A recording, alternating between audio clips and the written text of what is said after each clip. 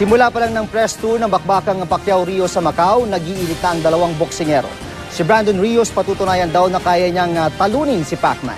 Mula sa Macau, makita-time out muna tayo kay Mav Gonzalez.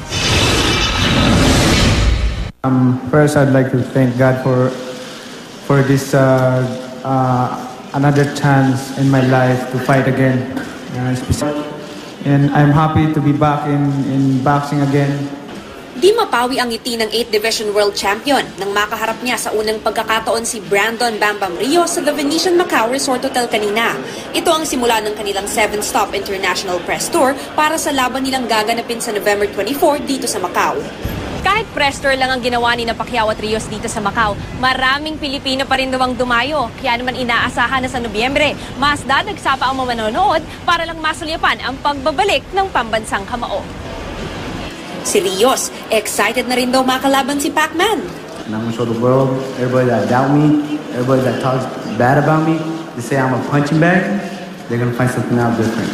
So they're gonna see November 24th, it's gonna be Brandon Rios win.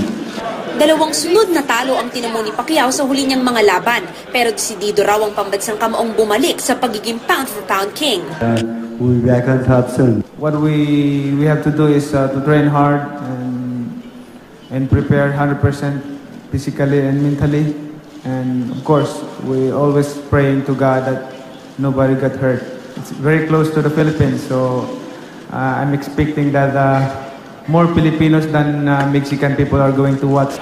Bukas tutulak na papuntang Beijing ang dalawang boksingero. Iikot rin sila sa Shanghai, Singapore, Bristol, New York at Los Angeles. Ito si Rios, palaban to, hindi umaatras sa laban. So maraming siguro maganda tinitsi ako na magandang laban ito at maraming aksyon na magaganap.